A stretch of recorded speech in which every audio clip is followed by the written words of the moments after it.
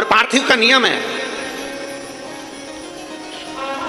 प्रदोष के दिन संध्या काल में रात्रि को हो सकता है, शिवरात्रि के दिन रात्रि को हो सकता है, पर बाकी के दिनों में चाहे सोमवार हो, मंगलवार हो, बुधवार हो, गुरुवार हो, शुक्रवार हो, शनिवार हो, बाकी के दिन अगर आप पार्थिव बना रहे हो तो रात्रि होने से पहले उसका विसर्जन होना जरूरी है।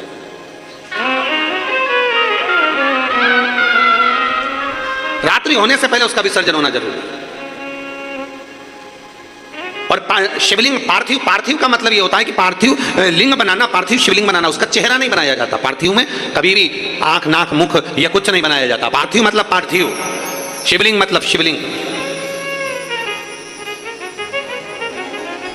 आजकल थोड़ा फैशन ज्यादा हो गया है तो लोग पार्थिव का भी चेहरा बना देते हैं ना। पार्थिव मतलब पार्थिव, शिवलिंग मतलब शिवलिंग।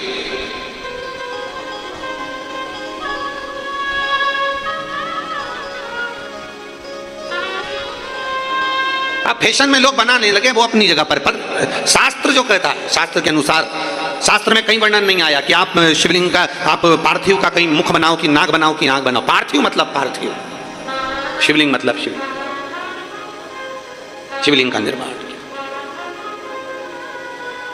अब मां यशोदा जी की माता पाटला देवी ने पार्थिव लिंग का विसर्जन नहीं किया, घाट पर ही है, वहीं बैठी है, विसर्जन नहीं कर रही, और बस शिवलिंग के जो जलाधारी है उस जलाधारी पर, पार्थिव पर हाथ रखकर बैठी है और भगवान को पुकार रहे।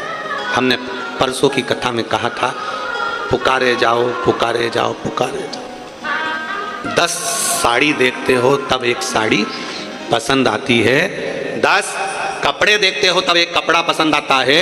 उसी तरह 10 बार पुकारोगे तब एक पुकार भोलेनाथ सुनता जरूर है। पुकारो, बोल बम का नारा है, आवाज।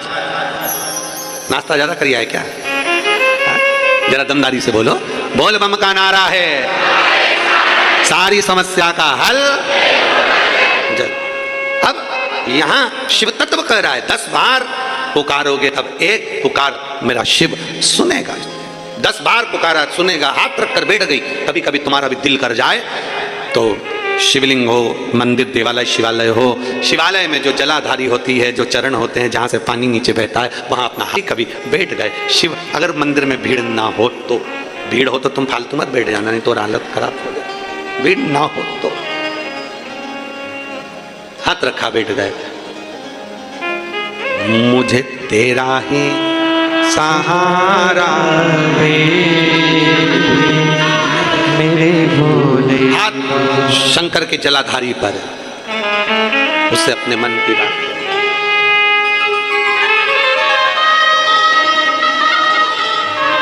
मैंने तुम्हें ही पुकारा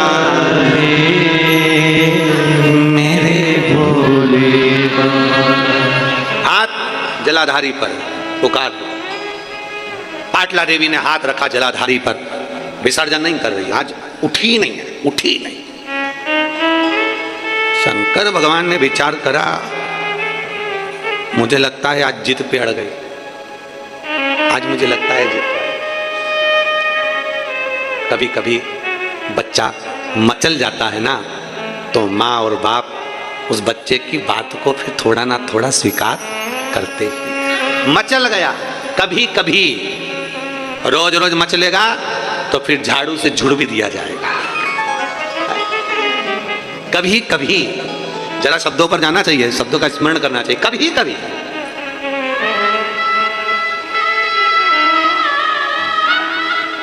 अब भगवान कृष्ण की नानी पाटला देवी हाथ रखकर बैठ गई, हिलती नहीं, बैठी वहीं पर पुकार रही, नमः शिवाय, नमः शिवाय, नमः शिवाय, श्री शिवाय नमः तुभ्यम, पुकार रही।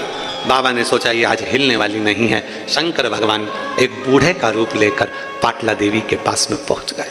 बुजुर्ग का, बूढ़े का, एक बूढ़े का रूप लेकर, बहुत बुजुर्ग का, बहुत बुजुर्ग।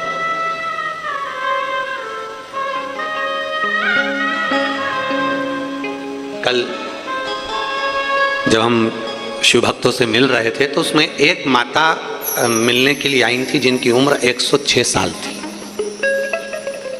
खंडेलवाल जी आप भी देखे होंगे, वो साइड में बैठी थी, स्मरण में होगा। काय शुक्ला जी आप मिले थे, 106 वर्ष की थी। 106 वर्ष।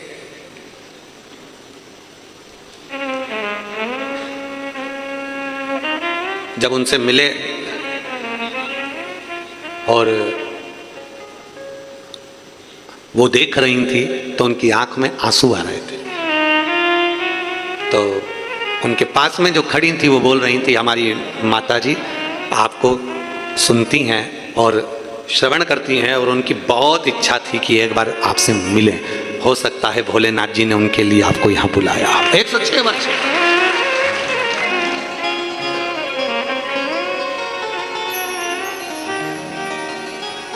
एक बुजुर्ग का रूप लेकर मेरे महादेव आते। कभी कभी हो जाता है शिव तत्व को प्राप्त करने का एक भाव प्रकट हो जाता है। शिव तत्व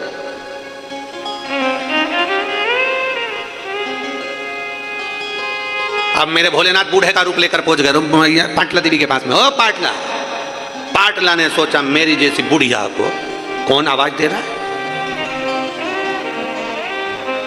मेरे पति बुलाते थे तो यशोदा की मां कहते थे, आज मेरा नाम पाटला। अच्छा, बुलाने का भी एक तरीका होता है। पति पत्नी को बुलाता है तो बड़ा विचित्र ढंग से बुलाता है, और पत्नी पति को बुलाती है तो बड़ा विचित्र ढंग से बुलाती है। कभी कभी नाम का बड़ा अंतर हो जाता है।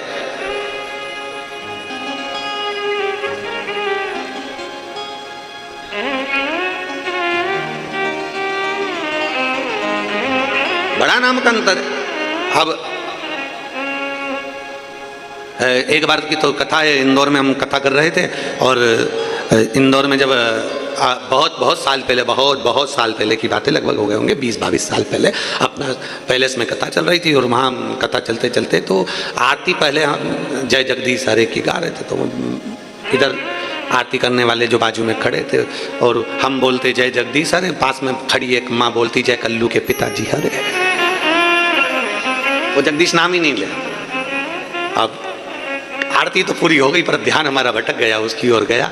और आरती पूरी होने के बाद जब वो बेलपत्र तुलसी दल लेने के लिए आई तो हमने उनसे पूछा, हम जगदीश हरे बोल रहे हैं, तुम कल्लू के पिताजी हरे, ऐसा क्यों? आपकी क्या जगन्नाथ जी से कोई लड़ाई है? कहती नहीं, उनका नाम है। हमने कहा किनका? उनका। कभी कभी नाम का बड़ा अंतर पड़ जाता है।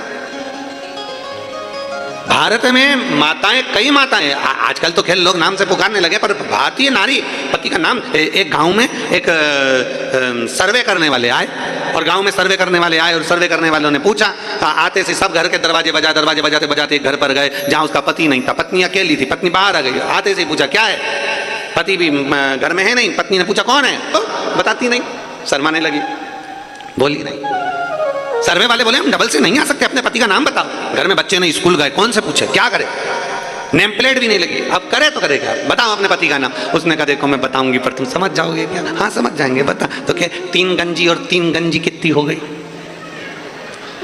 3 गंजी और 3 गंजी कितनी हो गई? सर्वे वालों ने कहा 3 गंजी 3 गंजी। हाँ 3 गंजी तो 6 गंजी, मतलब 6 गंजी। 3 गंजी 3 गंजी मतलब 6 गंजी। अच्छा, पति का नाम छगन जी है। पत्नी फिर शर्मा के इशारा करी, हाँ नाम कैसे बोल? आज पाटला देवी को लगा कि पाटला नाम बोला, ये बड़ा विचित्र, मतलब इतना पाटला नाम बोलने के लिए सामर्थ्यता चाहिए। कौन बोल दिया? किसने पुकारा है? शिव जी आवाज लगाए वृद्ध के रूप में, पाटला, ओ पाटला। पाटला ने जो पलट कर देखा कोई बुजुर्ग है। पाटला को गुस्सा आया। पाटला ने सोचा, माता पाटला ने विचार किया, बताओ मैं अच्छी खासी शंकर जी से प्रार्थना कर रही थी और ये बुढ़ा यहाँ बुजुर्ग यहाँ आ गया और मेरे पूजन करने में तो मेरा पति भी मुझे नहीं उठने देता, बोलता ही नहीं। उसको मालूम है पति को भी कि उठने वाली तो है ही नहीं, तो पहले ही चाय बनवा लो, दूध बनवा लो, जो करना पहले। अगर ये पूजन में बैठ गई तो नहीं उठे। और कई माताओं की आदत रहती है, पूजन में अगर बैठी हैं और अगर कहीं बहू बेटा पोता पति जो भी कोई है वो अगर कुछ थोड़ा बहुत भी छेड़ देना तो इसको बड़ा गुस्सा आता, बड़ा क्रोध।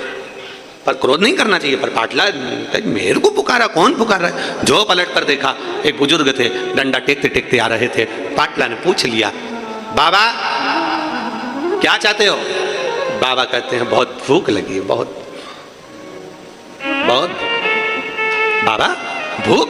हाँ बहुत तेज भूख लग रही है। हाँ ठीक है बाबा।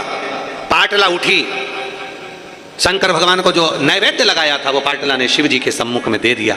शंकर भगवान ने कहा, पाटला तेरी बेटी यशोदा से कहना, सावन के महीने की जो श्रावणी आए, सावन के महीने की जो पूर्णिमा आए, सावन के महीने की जब श्रावणी आए, श्रावण की उस श्रावणी के दिन यशोदा अगर प्रेम से संत साधु जन को, गुरु जन को अगर भोजन कराएगी तो उसके घर में औलाद जरूर आएगी। को निमंत्रण देकर आओ। श्रावणी का दिन था, सारे ब्राह्मण संत साधुओं को निमंत्रण दे दिया गया। यशोदा जी का खीर मालपुआ बन गया, खीर मालपुआ बनकर तैयार हुआ, भोजन परोसने की तैयारी हुई। यशोदा जी भोजन परोस रहे थे, नंद बाबा भोजन परोस रहे थे और यशोदा मैया भी भोजन परोसने के लिए आई। तो इतना लंबा पल्लू यशोदा जी डालकर, हाथ में चुड़ला, कमर कर धनिया, पांव पैजनिया, यशोदा जी इतना गहरा पल्लू ऊपर से लेकर नीचे तक पल्लू कर खीर परोसने के लिए आए। अब मालपुआ परोस रहे थे नंद बाबा और खीर परोस रही यशोदा मैया, खीर परोस रही यशोदा जी।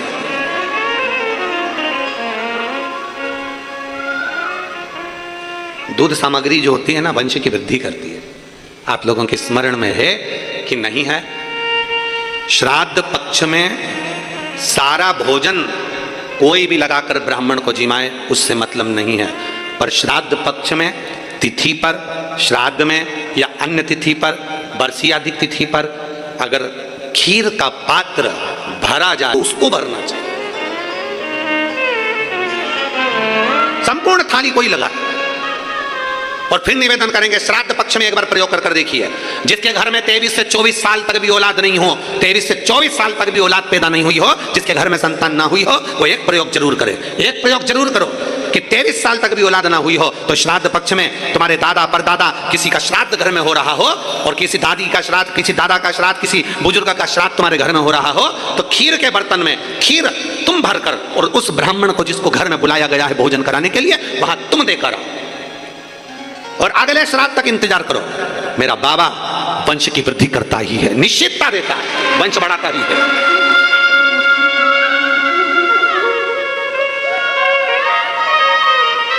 तीन तिथियां हैं, तीन तिथियां जिसमें महादेव को दूध जरूर चढ़ाना चाहिए। तीन तिथियां, और दूध कौन सा?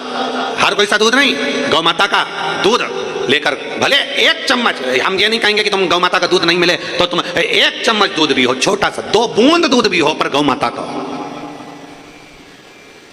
गौ सेवा में लीन होने वाले, 1 बूंद भी हो लिया, भले चम्मच भर हो, 2 बूंद का हो।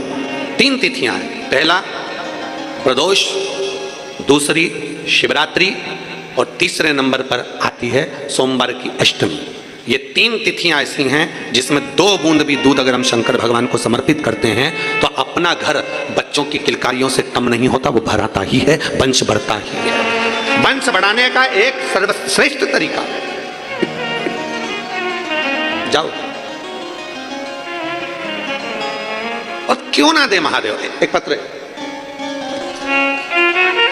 मैं प्रेरणा खंडेलवाल, राजनंदगांव निवासी हूं, छत्तीसगढ़ की रहने वाली हूं। प्रेरणा खंडेलवाल, कहीं बैठी हो तो हाथ हिला सकती हूँ। मैं राजनंदगांव के निवासी हूँ, आपके हैं? अच्छा, आइए एक बेलपत्र लेकर चलिए। मैं भोले बाबा का क्या गुणगान करूं गुरुदेव। मेरी शादी को 6 वर्ष हो गए थे पर संतान का सुख नहीं था। 2 बार गर्भ ठेरा, खराब हो गया। एक गर्भाशय रहा तो एक गर्भाशय रहा तो ट्यूब का मुंह बंद हो गया। अब डॉक्टर के हिसाब से बड़ा मुश्किल था कि संतान हो, पर मैंने 1 लोटा जल चढ़ाना प्रारंभ करा, आंकड़े की जड़ बांधी, पशुपति नाथ का व्रत किया, सोमवार की अष्टमी का पीपल के पत्ते वाला व्रत उपास किया, तुलसी विवाह का पीला वस्त्र वाला प्रयोग किया, और रोज तुमरुक्वा जी का नाम लेकर भगवान शंकर के मंदिर में जाकर जल चढ़ाती और जल को नंदी के पास बैठकर आचमन करती। मैं बाबा को धन्यवाद देती हूँ, आज मेरे भोलेनाथ ने मुझे जुड़मा 2 बेटे दिए हैं। मैं बाबा को धन्यवाद देने के लिए आया। एक शिव तत्व, एक शंभु, एक औघड़ी, एक त्रिकालदर्शी, एक कैलाशी, अविनाशी, शिव तत्व इसी को कहा। एक विश्वास के साथ, एक भरोसे के साथ, एक दृढ़ता के साथ जब हम शंकर को भजते हैं, और तेरी कृपा बिना न हिले एक भी अणु, लेते हैं श्वास तेरी कृपा से तनु तनु। बखान क्या करूं मैं प्रागों के कुबेर का, चपटी भभूत में खजाना कुबेर का। हे गंगाधार मुक्ति द्वार ओंकार तू, भोले ओंकार तू। आयो शरण तिहार शंभुकार तू। कहो यशोदा से श्रावण के महीने में संत ब्राह्मण साधुजन गुरुजन का भोजन कराए। नंद बाबा ने निमंत्रण दिया श्रावणी करने आए हुए संत ब्राह्मणों को। भोजन तैयार हुआ, मालपुआ दे रहे थे, नंद बाबा खीर परोस रही थी। यशोदा मैया घूंघट बड़ा, हाथ में चूड़ा, पांव पैजनिया, कमर कर धनिया। यशोदा जी खीर परोसने के लिए जब निकली, संतों ने, ब्राह्मणों ने, साधुओं ने देखा कि नंद बाबा की तो दाढ़ी सफेद है, नंद बाबा के तो बाल सफेद हैं, ये तो बूढ़े हैं। और क्या देखा, यशोदा जी जब आई तो इनको लगा, ऐसा लगता है कि नंद बाबा के छोरे की बहू दिखती है। इनको नहीं मालूम कि ये नंद बाबा की पत्नी है, इनको तो लगा कि छोरे की बहू है। सारे संत ब्राह्मणों ने सोचा आज हम भोजन कर रहे हैं इनके घर में, अपन देख रहे हैं कि इनके घर में भोजन, इनके घर में कोई बच्चे नहीं, इनके घर में कोई संतान नहीं है। फिर सारे संत ब्राह्मण साधुओं ने एक साथ, यशोदा जी का तो मुख नहीं देखा था, चुड़ला पायल नई नवेली बहू जैसी दिखी, तो सारे संत ब्राह्मणों ने आशीर्वाद एक साथ दे दिया, पुत्र भव। क्या आशीर्वाद दिया? पुत्र भव। यशोदा जी ने अंदर मन में सोचा, पल्लू ली थी, बताओ नंद बाबा 60 के, मैं 55 की, और पुत्र होने का वर दिया, कैसे होगा? यशोदा जी ने जो अपना पल्लू हटाया, पल्लू हटाते से ही जितने संत ब्राह्मण बैठे थे सबने देखा कि इनके भी बाल सफेद हैं, आशीर्वाद गड़बड़ हो गया। नंद बाबा बोले, बाबा मैं 60 का, ये 55 की, कहाँ बच्चा होगा? संत कहते हैं श्रावण के महीने में अगर तुमने भोजन कराया है तो वो वचन कभी झूठा नहीं हो सकता। तुम्हारे यहाँ बेटा आएगा, चाहे वो कहीं से भी आए, पर बेटा जरूर आएगा। कहीं से भी आए, बेटा जरूर आए। और चमत्कार सा हो गया लोगों, हो गई बात निराली। रात ही रात में नंद बाबा की दाढ़ी हो गई काली, और ना जाने किस ऋषि मुनि ने धागा हाथ लपेटा कि नंद घर अनहोनी हो गई, बेटी हो गया बेटा। हुई थी बेटी, पर वचन दिया है, झूठा कैसे हो सकता है? हो गया बेटा। एक पार्थिव लिंग का निर्माण, पूजन, भजन, अर्चना, जो मांगो वो मिलता, कैसे प्राप्त ना हो?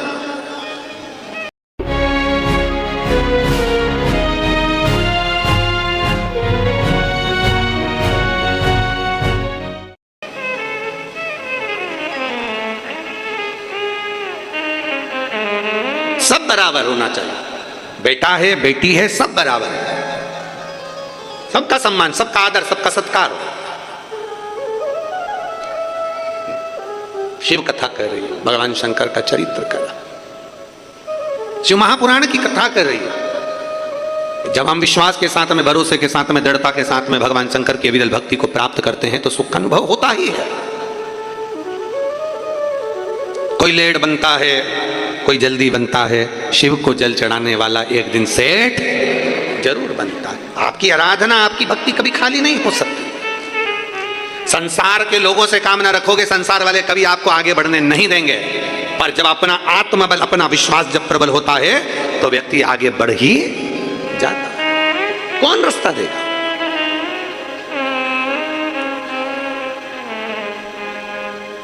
गाड़ी चलाते हो? अरे बोलो तो जम के, चलाते हो? बाजार में जाते हो? बहुत ट्रैफिक में, बहुत भीड़ में तुम कितना भी हारन दे लो, कितना ही, कोई साइड नहीं देता, सब अपनी मस्ती में बुड़ बुड़ बुड़ बुड़ करके गाड़ी अपने अपने हिसाब से चला। वो तो ज्यादा तुम्हारा हारन बजता है तो भी वो थोड़ा चिढ़ के थोड़ा सा रास्ता देता है। ट्रैफिक में से निकलने की जवाबदारी तुम्हारी है। ट्रैफिक में से निकलने की जवाबदारी तुम्हारी कि तुम कैसे निकलोगे, कैसे अपनी गाड़ी टर्न मारोगे, कैसे बाहर निकलोगे, ये तुम्हारे ऊपर निर्भर करता है। रास्ता कोई नहीं देता, रास्ता अपने को खुद बनाना, जम के बोलो जरा, बनाना पड़ता है। रास्ता कोई नहीं देता, रास्ता अपने को बनाना पड़ता है। भीड़ में से रास्ता तुम्हें बनाना पड़ेगा, भीड़ में से निकलना तुम्हें पड़ेगा। भीड़ में से तुम्हें अपनी गाड़ी निकालने की जवाबदारी खुद की है। दुनिया के लोग जीते जी कभी रास्ता नहीं देते, दुनिया के लोग मरने के बाद रास्ता देते हैं। फिर तो ट्रैफिक कितना भी भरा पड़ा हो और पीछे से राम नाम सत्य है, राम नाम सत्य है बोलते बोलते अर्थी आ रही है, सब साइड में होते चले जाते हैं। दुनिया के लोग जीते जी कभी रास्ता नहीं दे सकते। दुनिया के लोग तुम्हारे को ट्रैफिक में उलझा कर रखेंगे, दुनिया के लोग तुम्हें संसार में उलझा कर रखेंगे, अपशब्द में, गालियों में, ताने में, बद्दुआओं में तुम्हें उलझा कर रखेंगे। रास्ता तुम्हें जीते जी निकालना है, मरने के बाद तो दुनिया रास्ता दे देती है। मरने के बाद तुम्हें टेंशन नहीं लेना, रास्ता अपने आप मिल जाता है, परिवार के लोग ही दे देंगे मरने के बाद रास्ता। पर जीते जी रास्ता देना, बात तो वहां अड़ी पड़ी है। और जीते जी कोई रास्ता नहीं देता। तुम कितने भी हारन बजा लो, तुम कितना भी प्रयास कर लो, तुम कितना भी बोलने का प्रयास कर लो, चिल्ला कर भी जाओ, थोड़ा साइड में नहीं हो सकता क्या? थोड़ा साइड में नहीं जा सकता?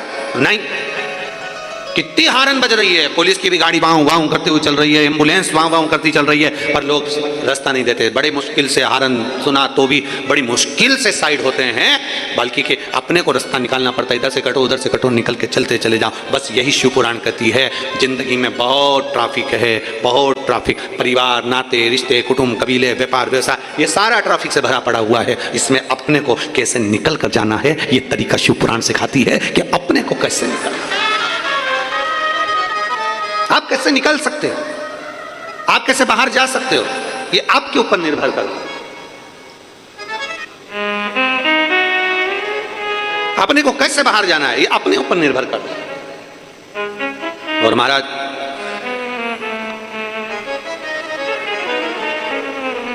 जब हम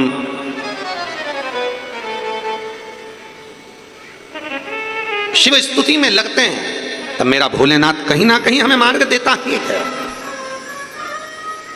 कहीं ना कहीं मेरा ओगड़दानी मार्ग जरूर देता है। वो कहते ना कि मंदिर जाती गोरा को, अरे मंदिर जाती सबसे बढ़िया सबसे तारकासुर की कथा चल रही है। तारकासुर ने अपने चित्रवृत्ति में भगवान शंकर के लिए उनसे कि ये मैं जिनकी आराधना करता हूँ, मैं शिव की उपासना करता हूँ, मैं शंकर की विनती करता हूँ, तो शंकर भगवान का विवाह हो जाए। गलत नहीं सोचा है, सोचा अच्छा है। माँ अपने बच्चे के लिए अच्छा सोचती है, इंजेक्शन लगेगा, टीका लगेगा, रोएगा जरूर, पर इसकी जिंदगी सवर जाए। तारकासुर असुर है, तारकासुर ने जो विचार करा, तारकासुर ने जो सोचा, तारकासुर ने जो विचार किया कि मैं अच्छा सोचूं उनके लिए। पर इंद्र के सोच, इंद्र की वृत्ति, इंद्र का बुद्धि श्रेष्ठ नहीं देख पाई। जरूरी नहीं कि सबको शिव महापुराण की कथा अच्छी लगे, कोई जरूरी नहीं है कि सबको भगवान शंकर से रुचि उत्पन्न हो जाए। दिन भर में अगर आप मोबाइल चलाते हैं, 50 अगर मैसेज आते हैं उस मोबाइल पर, व्हाट्सएप पर, इंस्टाग्राम पर, फेसबुक पर, यूट्यूब पर, आप अगर भगवान की भक्ति का कोई वीडियो डालते हैं, भगवान का भजन का कोई वीडियो डालते हैं, भगवान शंकर की आराधना करने का कोई वीडियो डालते हैं, तो जरूरी नहीं कि उस पर पच्चोरदार, पर एक अगर आपने भगवान के मंदिर का वीडियो डाल दिया, मंदिर जाने का वीडियो डाल दिया, भजन करने का वीडियो डाल दिया, कथा सुनने का वीडियो डाल दिया, भगवत स्मरण का वीडियो डाल दिया, तो 50 मैसेज में से कम 10 मैसेज ऐसे होंगे जो आपको केवल ताना दिया जाएगा, आपको केवल कमेंट्स करा जाएगा, आपको केवल टूल करा जाएगा, आपको केवल अपशब्द कहे जाएंगे। आप भी ढोंगी हो गए, आप भी इनके चक्कर में पड़ गए, आप भी प्रपंची हो गए, आपने भी ऐसा कर लिया। क्यों?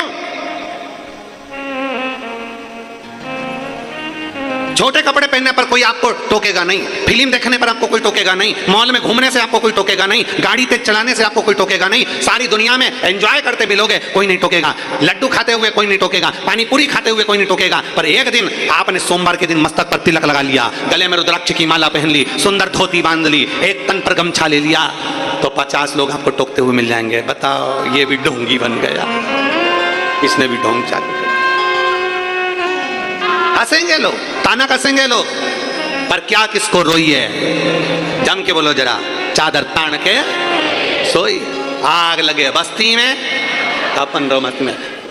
गलत चीज डालोगे ना तो लोग तुम्हारी तारीफ करेंगे, बहुत बढ़िया, बहुत बढ़िया, बहुत बढ़िया, बहुत बढ़िया। वस्त्र छोटे से डाल दिए, लोग तुम्हारी तारीफ करेंगे, क्या बढ़िया, क्या बढ़िया, क्या बढ़िया।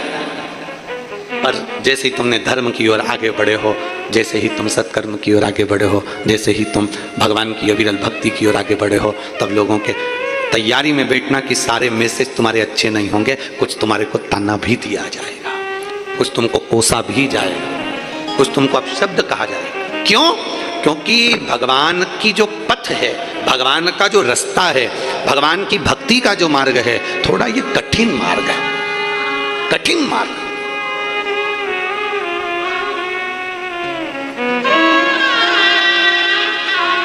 बहुत कठिन मार्ग है भगवान की भक्ति का, और इस मार्ग पर चलना कठिन है, बहुत कठिन मार्ग। अभी अभी कथा हो जाएगी, कई लोग कहेंगे बताओ अपने अपने वालों को बिठा लिया, बताओ ऐसा कर दिया, बताओ पास मंगवाए होंगे, बताओ ऐसा कर दिया होगा, बताओ वैसा कर दिया होगा। अरे तुम्हें तो प्रसन्न होना चाहिए। जो कथा सावन के महीने की मां मुंगेली में होने वाली थी, कहीं देवादिदेव महादेव ने राजनांदगांव में दे दी, ये प्रसन्नता होना चाहिए।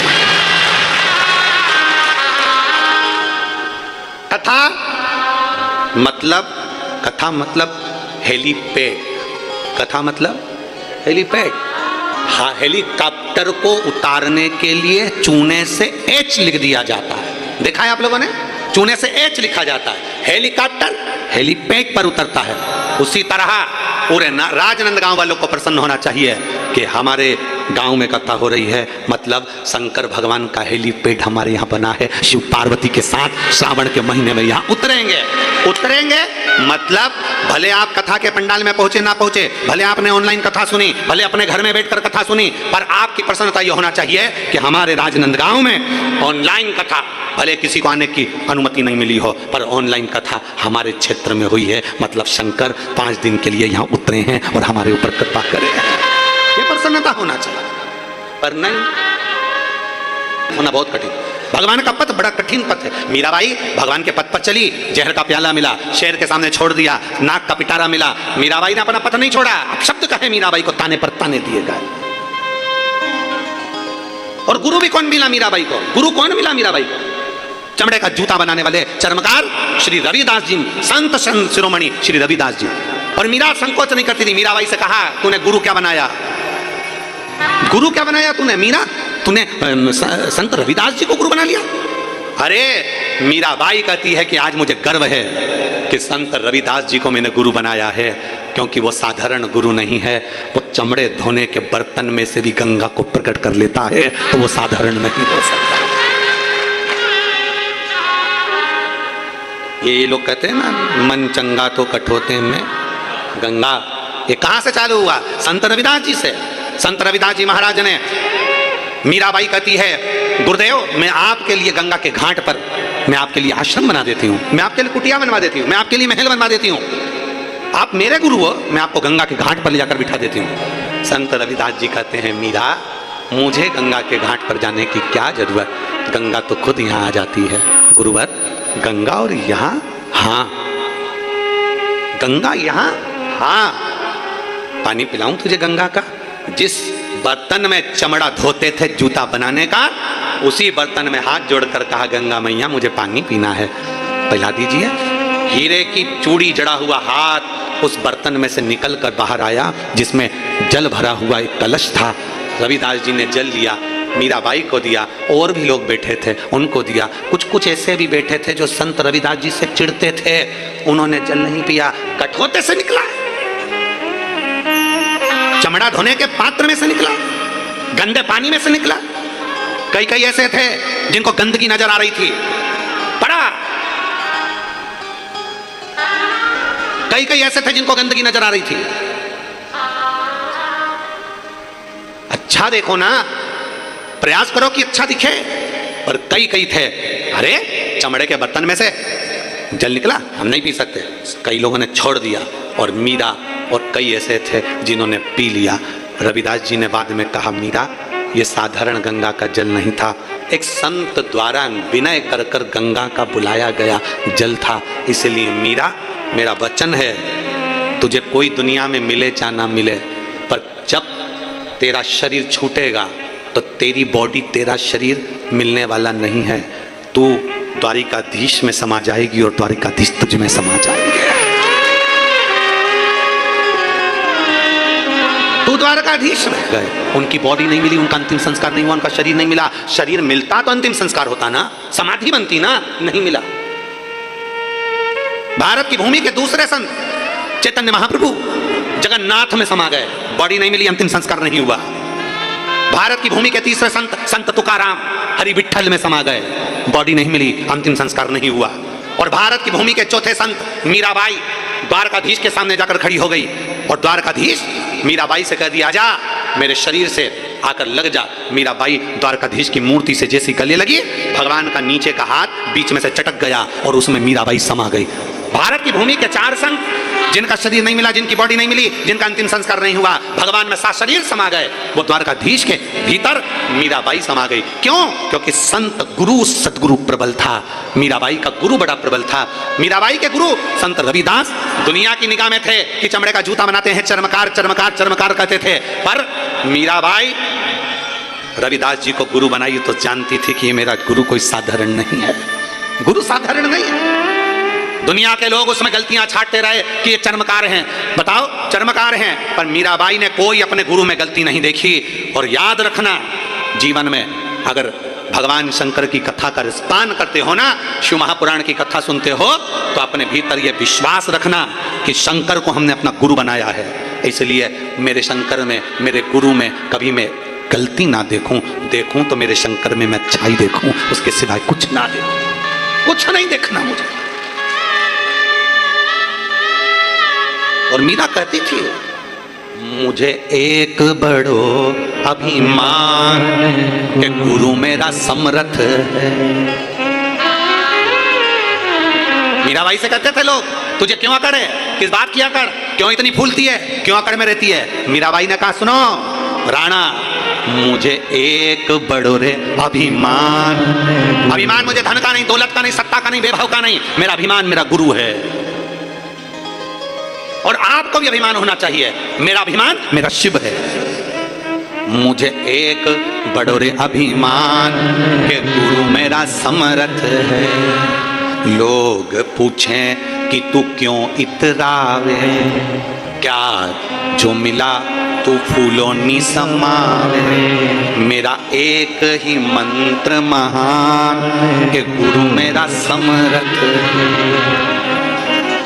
ये मेरे मंत्र की महानता, मेरा गुरु मेरा समर्थी है। मैंने जो मंत्र लिया वो साधारण नहीं है। दुनिया की निगाह में भले संत रविदास जी चर्मकार हो, पर मेरा गुरु तो मेरा गुरु है, जिसने कह दिया, मीरा तुम मरेगी भी ना, तेरे प्राण भी छूटेंगे ना, तो तू कृष्ण में समा जाएगी। कौन है ऐसा? कौन?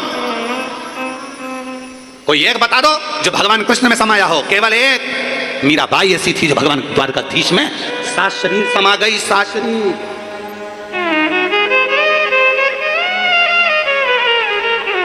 उसका विश्वास दृढ़ था, उसका भरोसा दृढ़ था। हम विश्वास कहाँ करते हैं? हमें तो लोगों ने कह दिया, किसी ने कह दिया, बताओ चंदन का तिलक लगा लिया, तुम तो ये बन गए, तुम तो वो बन गए, तुमने तो गमछा पहन लिया, तुमने तो रुद्राभिषेक कर लिया, तुमने तो ये कर लिया। दुनिया ताना देगी, दुनिया आप शब्द कहेगी, क्या मीराबाई को आप शब्द नहीं मिले थे? क्या मीराबाई को ताने नहीं मिले थे? क्या मीराबाई को गाली नहीं मिली थी? इतना आप शब्द मीराबाई को कहा गया, पर मीरा मीरा थी। उसकी चित्त वृत्ति अपने भगवान के चरणों में, गिरधर गोपाल के चरणों में और अपने गुरु के चरणों में लगी रही।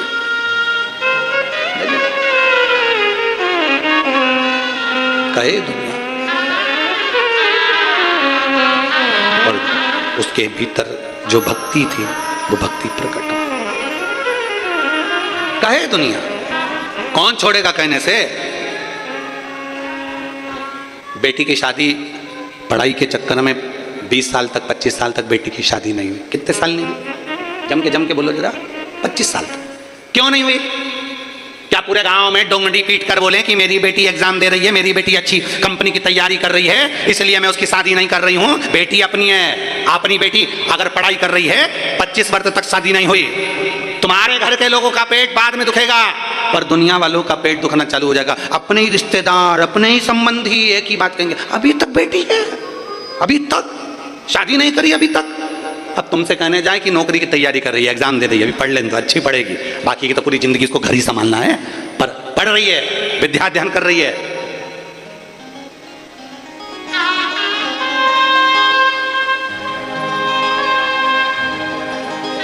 पढ़ लेगी तो थोड़ा अच्छा रहेगा, उसके लिए जीवन अच्छा रहेगा, पर नहीं, खल रहा है, खल रहा है। और दूसरों को बाद में खलता है, पहले अपनों को खलता है, पहले अपनों को कर देना चाहिए।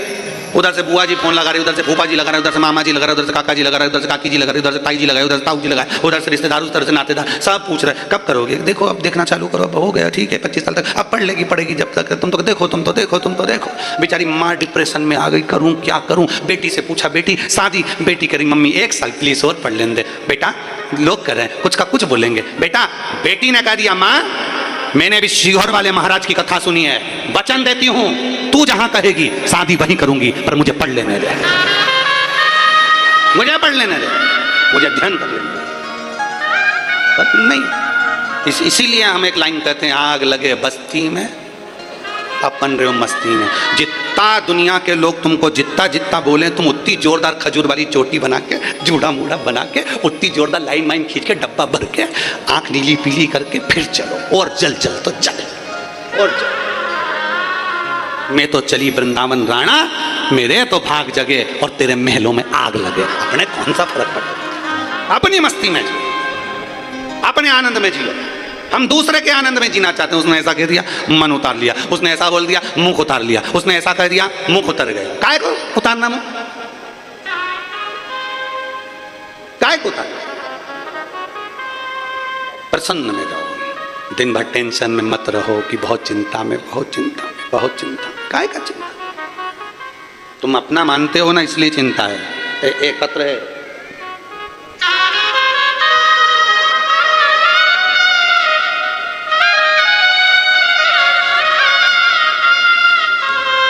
मैं विजया पिल्ले, कहीं बैठी हैं विजया पिल्ले? मैं कहीं बैठी हूं तो हाथ हिलाइएगा। मैं विजया पिल्ले, गुरुदेव भगवान शंकर की अविरल भक्ति का क्या भाव होता है मैं कहना चाहती हूं। पशुपतिनाथ के व्रत का क्या फल है मैं कहना चाहती हूं। गुरुदेव मेरी 22 साल की बेटी है और उसकी केवल एक रुचि है कि मैं गवर्नमेंट की नौकरी करूं। तो हमने हमारी बेटी से कहा कि अभी तेरी उम्र 22 साल है, अभी थोड़ा समय और मेहनत कर। मेरी बेटी मुझसे कहती है भले 22 साल की हो गई, पर वो सियोर वाला महाराज तो कहता है कि जब मेहनत करोगे तब फल मिलेगा। मेहनत खाली नहीं जाती, परिश्रम खाली नहीं जाता। वो सियोर वाला महाराज कहता है चौगनी मेहनत करो, फल जरूर मिलेगा। एक बेलपत्र शहद वाला प्रयोग करो, फल जरूर मिलेगा। मेरी बेटी ने पहली बार एग्ज़ाम दिया और 22 साल की उम्र में ही उसने एग्ज़ाम दे दिया और एग्ज़ाम दिया। और मैं बाबा को आज धन्यवाद देती हूँ कि आज मेरी बेटी सरकारी स्कूल में टीचर बनकर पढ़ा रही है। 22 वर्ष की आयु में एग्ज़ाम दिया और 22 वर्ष की आयु में एग्ज़ाम देकर भगवान शिव की शरणागति ग्रहण कर अपनी लगन, अपनी मेहनत पूरी कर रही है और आज गवर्नमेंट स्कूल में टीचर बन गई है। ये मेहनत, ये लगन होना चाहिए, ये परिश्रम होना चाहिए। और अगर दुनिया के लोग कह देते, मेरी बेटी का नाम रिया पिल्ले है, राजनंदगांव छत्तीसगढ़ की रहने, दुनिया के लोग अगर कह दें अभी क्या उम्र है तुम्हारी, अभी क्या करोगे, क्या करोगे, क्या करोगे। प्रहलाद की कोई उम्र नहीं थी, छोटी सी अवस्था थी, भगवान को पा लिया। ध्रुव की 4 वर्ष की उम्र थी, भगवान को पा लिया। मीराबाई 7 वर्ष की थी, भगवान को पा लिया। कर्माबाई 9 वर्ष की थी, भगवान को पा लिया। क्या उम्र है? और हम उम्र का रोना रोते रहते हैं, दिन भर बैठकर उम्र का रोना रोते हैं हम, उम्र का रोना। अभी छोटे हो, अभी टाइम लगेगा, अभी रुको जरा, अभी रुको जरा, अभी रुको जरा। कोई कितना ही टोके, कोई कितना ही अपशब्द कहे, तुम्हारी मर्जी है। बच्चे तुम्हारे हैं, तुम्हारे बच्चे हैं। अपने बच्चों को क्या पढ़ाना और कैसे पढ़ाना और कब शादी करना ये तुम्हारे ऊपर निर्भर करता है, दूसरे पर अपने बच्चे नहीं है। अपने बच्चों को कितनी एजुकेशन देना है तुम पे निर्भर करता है, अपने बच्चों को क्या संस्कार देना है तुम पर निर्भर करता है, दूसरे के बच्चे नहीं है। जब बच्चे हमारे खिला हम रहे, पिला हम रहे, पाला हमने, गोदी में हमने रखा, बड़ा हमने किया, पहनाया हमने, घुमाया हमने, तो दूसरे के कहने पर क्यों अपने बच्चों की लाइफ खराब करें? बच्चे हमारे, पढ़ा हमने, बड़ा हमने किया, गोदी में हम रखे, इंजेक्शन लगवाए तो रात भर हम जागे, और बुआ जी ने कह दिया, फूफा जी ने कह दिया, मामा जी ने कह दिया, काका जी ने कह दिया। बच्चे उनने पाले थे, बच्चे तुमने पाले। उनकी एजुकेशन का ध्यान तुम्हें रखना, उनकी आगे बढ़ने की अग्रणता का ध्यान तुम्हें रखना, कोई दूसरा नहीं रखेगा। दूसरों ने कह दिया तुम्हारा बेटा ऐसा, दूसरों ने कह दिया तुम्हारी बेटी ऐसी है, और तुमने मान लिया? नहीं, अपने भीतर वो विश्वास होना चाहिए, मेरे संस्कार। वो एक लाइन आती है, तूने मेरा दूध पिया है, तू बिल्कुल, आगे आगे तुम बोलो, तू बिल्कुल मेरे जैसा। अपने संस्कार अपने बच्चों में आना चाहिए। बच्चे हमारे गर्भ में हमने रखा, पूजन हमने उसके लिए कितने जब तक अनुष्ठान करे, उसकी लाइफ हम बनाएंगे। दूसरे के कहने पर लाइफ नहीं बनती है, अपनी प्रबलता में लाइफ बनती है। इस लाइन इस बच्ची ने लिखा, विजया पिल्ले जी ने लिखा है, मेरी बेटी रिया पिल्ले 22 वर्ष की अवस्था में जब टीचर बन गई, जब पहली बार वो बोली थी क्या मैं सरकारी नौकरी कर सकती हूँ, तब पूरे लोग हंस रहे थे।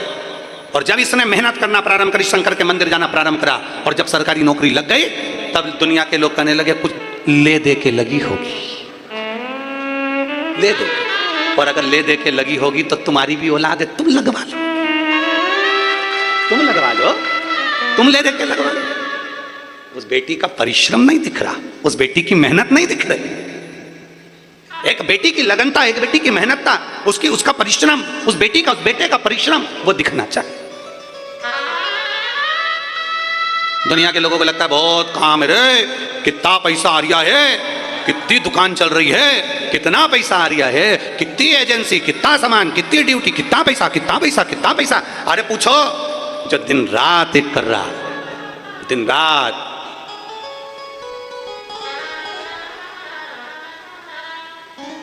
कमाना सरल विषय नहीं है भाई, बहुत कठिन है, बहुत कठिन। आप अंदर बैठे हो रोड पर, जितने तो तुम अंदर नहीं हो उससे दुगने पुलिसकर्मी रोड पर बरसते पानी में एक जैसे खड़े हैं, एक जैसे खड़े। आपको लगता है सरल है, हर चीज सरल, किसी को लगता है सबसे सस्ता काम, सबसे सरल काम है खेती करना, खेती वालों से पूछो तो कहते सबसे सरल काम नौकरी करना, नौकरी वालों से पूछो सबसे सरल काम है भैया दुकान डाल लो, दुकान वालों से पूछो तो कि सबसे सरल काम है भैया चाय का ठेला लगल, चाय के ठेले वालों से पूछो तो कि सबसे सरल काम है भैया अपन तो मिश्रा जी जैसे कथाकार बन जाओ, सबसे सरल काम है। और कोई मिश्रा जी से तो पूछे, मिश्रा जी से पूछे कोई कि आपकी जिंदगी और मिश्रा जी की जिंदगी में कितना अंतर है, जरा आप पूछें। खूब प्रेम से ठेले पर खड़े होकर पानी पतासा खा रहे, कोई तुम्हारा वीडियो नहीं बना रहा। 2 मिनट मिश्रा जी निकल तो जाए, 2 मिनट तो निकले। ट्रेन में वॉशरूम के लिए भी जाते हैं तो 4 कैमरे चालू रहते हैं, इंतजार ही करते हैं अभी निकलेंगे महाराज, अभी निकल। और ये हमारे पीएसओ उनसे कहते नहीं चलो उधर जाओ, और उधर से खड़े खड़े मोबाइल चालू रखते हैं अभी। और दूसरे से भी कह दिया ये वाली टॉयलेट में गए,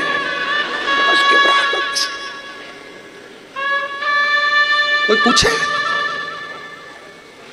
अरे भाई बहुत कुछ त्यागना पड़ता है तब जाकर आगे बढ़ा जाता है, बहुत कुछ त्यागना पड़ता है, बहुत कुछ, तब अग्रणता आती है।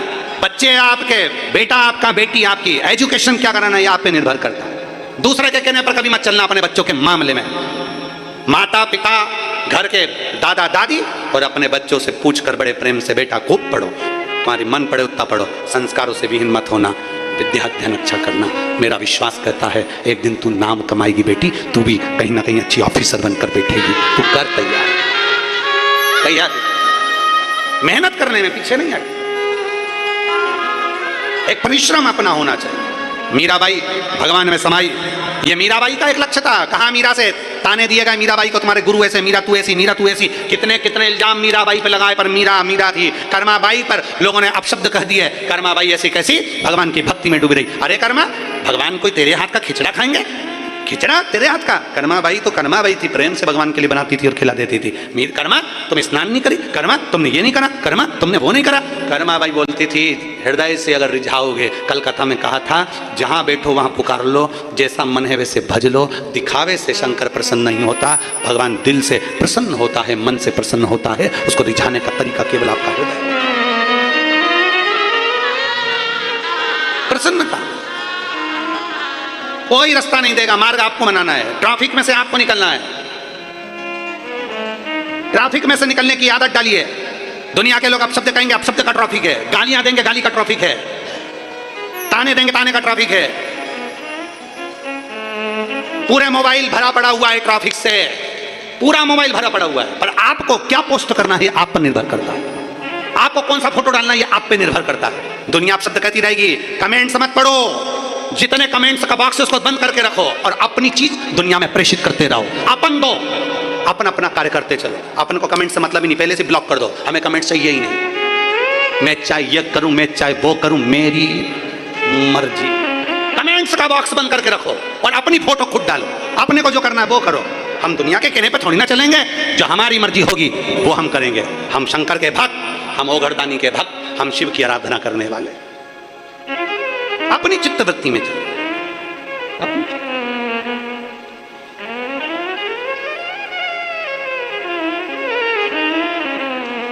और जब अपनी चित्तवृत्ति में हम चलें तो शिव तत्व की प्राप्ति क्यों ना मिले, कैसे ना मिले? भगवान शंकर की भक्ति कैसे प्राप्त नहीं होगी? आप अपने मन से तो चलो। आपका दिल करता है कि मुझे शंकर को जल चढ़ाना है, बड़े प्रेम से चढ़ाओ। आपका दिल करता है आज मंदिर में पोछा लगाना है, पोछा लगा दो। आपका दिल करता है आज अच्छा दिन है, मैं शंकर भगवान को एक बेलपत्र चढ़ाऊंगी, आज शिव जी को मैं माला चढ़ाऊंगी, आज शंकर भगवान को मैं रिझाऊंगी। ये आपका दिल करता है।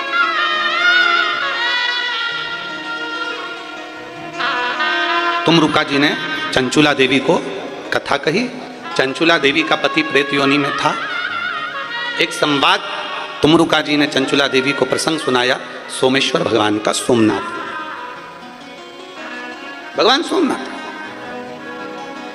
सोमनाथ का संवाद सुनाते हुए कहा कि चंद्र आसक्तियों में डूबने वाले थे, पर जब शरीर में काया का रोग बढ़ गया तब चंद्र आसक्ति से परे हो गए।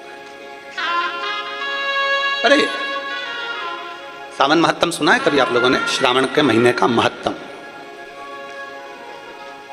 श्रावण के महीने का महत्तम कभी अगर सुना नहीं है तो एक बार उसको सुनना। अब आपको खैर आज तो कथा का विराम दिवस है, परंतु सावन महत्तम सुनिए कभी योग ले।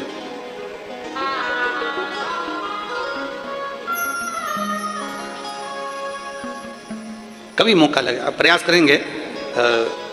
12 तारीख से जो 16 तारीख तक शिव महापुराण की कथा नया रायपुर में जो है, तो नए रायपुर में जो कथा चलेगी 1 बजे से 4 बजे तक, 5 दिन की कथा है और सावन भी विराम की ओर रहेगा। तो प्रयास करेंगे कि उसमें सावन के महत्तम को बांचा जाए और सावन महत्तम को सुना जाए। सावन का महत्तम क्या, क्या महत्व है श्रावण का? केवल पार्वती जी ने पूजन करी उतना महत्व है क्या श्रावण का? कांवड़ियों ने कांवड़ चढ़ाई क्या केवल उतना महत्व है क्या श्रावण का? श्रावण का महत्व क्या है उसको हम जाने।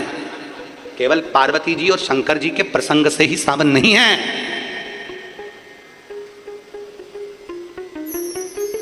भगवान नारायण, भगवान ब्रह्मा, इंद्र की पत्नी, शनि महाराज की धर्म पत्नी, देवगुरु बृहस्पति के जुड़े हुए संवाद सावन के महत्तम में आते हैं। उसको सुने, उसको पढ़ें। प्रयास करेंगे जो 12 तारीख से 16 तारीख तक 5 दिन जो नया रायपुर में कथा 1 बजे से 4 बजे तक आप लोग आस्था चैनल पर सुनेंगे और बाकी के सब लोग जो रायपुर के आसपास के हैं वो कथा में आएंगे, तो उसमें आप प्रसंग को श्रवण करें, उसको सुने, धारण करें। एक चंद्र को जो डूबे हुए थे अन्य में और काया का रोग हो गया, तब शिव याद आए। काया का रोग होने पर फिर शिव याद आए। शरीर में जब कष्ट आता है, कहाँ जाऊं, किससे कहूं, डॉक्टर ने बता दिया, तब भगवान याद आते हैं। शिव महापुराण की कथा कहती है पहले से ही 1 लोटा जल चढ़ाते रहो ना, शरीर अच्छा है, जाते रहो शंकर जी के सामने, जाते रहो शिव के पास, 1 लोटा जल समर्पित कर दो। काया का रोग हुआ, देव ऋषि नारद ने कहा कि शिव की आराधना करो, शिव की आराधना। और अगर शिव की आराधना करी है तो ये फल तो मिलना ही है। करो आराधना तो आएगा। किस रूप में आएगा, कब आएगा, कैसे आएगा, ये उसके ऊपर निर्भर करता है। तुम्हारे ऊपर निर्भर नहीं करता, ये उसके ऊपर निर्भर करता है कि वो कैसे आएगा।